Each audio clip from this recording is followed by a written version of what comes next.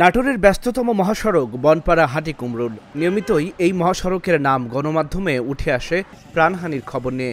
গেল ৬ মাসেই এই মহাসড়কে প্রাণ হারিয়েছেন অর্ধশতাধিক মানুষ। স্থানীয়রা বলছেন, মহাসড়কটি প্রয়োজনের তুলনায় অনেক সরু। এছাড়া দ্রুতগতির যান, ঝুঁকিপূর্ণ বাঁকে ওভারটেক করার প্রবণতা এবং আইনশৃঙ্খলা বাহিনীর অবহেলাকে দুর্ঘটনার জন্য দায়ী করছেন তারা। যদি এই রাস্তাটা যদি 4 লাইন হতো, 4 লাইন হলে পরে এই এক রাস্তার অ্যাক্সিডেন্ট হতো না।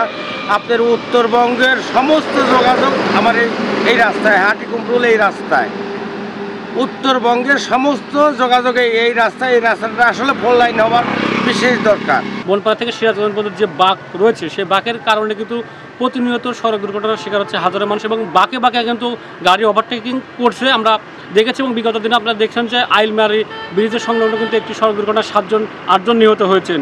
এবং আমাদের এই গাড়িতে 3 হুইলার যে গাড়িগুলো আছে, মানে সকল ধরনের গাড়িগুলো হাই রোডে চলাফেরা করে এবং পুলিশের সামনে দিয়ে আমি দৃষ্টি আকর্ষণ করব, প্রশাসনের দৃষ্টি আকর্ষণ করবো যে এই রাস্তা দিয়ে যেন 3 হুইলার গাড়ি, সকল ধরনের গাড়ি হাই রোডে না চলে এবং বাঁকে বাঁকে যে ওভারটেকিং করে এটা যেন না হয়, এবং এই বাঁক সমাধানের একটু চেষ্টা করবেন না। মহাসড়কের অন্যতম মাথাব্যথায় পরিণত হয়েছে 3 চাকার বাহন।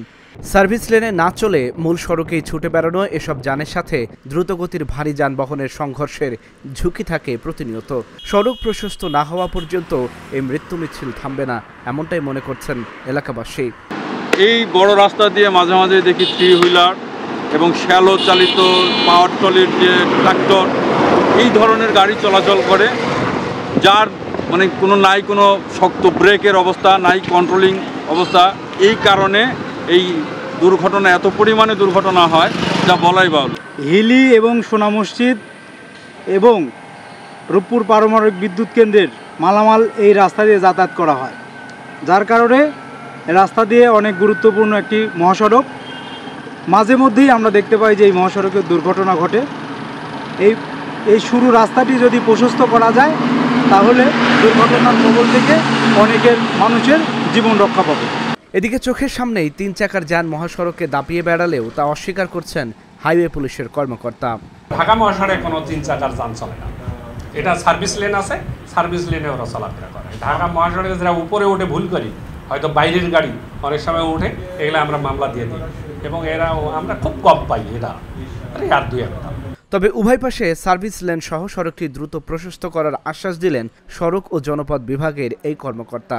বর্তমান প্রেক্ষাপটে এই সড়কটির প্রশস্ততা বৃদ্ধি করা প্রয়োজন বলে বাংলাদেশ সরকার মনে করে, তাই বাংলাদেশ সরকারের মাস্টার প্ল্যানে এই সড়কটি উভয় পাশে সার্ভিস লেন সহ 4 লেনে উন্নীতকরণ করার পরিকল্পনা গ্রহণ করা হয়েছে।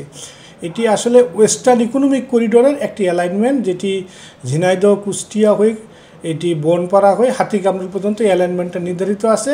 এটি আশা করা হচ্ছে যে বৈদেশিক ফান্ডে এইটাই 4 লেন করা দ্রুত কার্যক্রম গ্রহণ করা হবে। নাটোরের বনপাড়া হাটিকুমরুল মহাসড়কের এই অবস্থা দেশের অন্যান্য ব্যস্ত সড়কের জন্য যেন সতর্কবার্তা। সংশ্লিষ্টরা বলছেন, পরিকল্পিত উন্নয়ন আর কঠোর আইন প্রয়োগেই কমানো সম্ভব এই মৃত্যু ঝুঁকি। Dhaka journal news desk.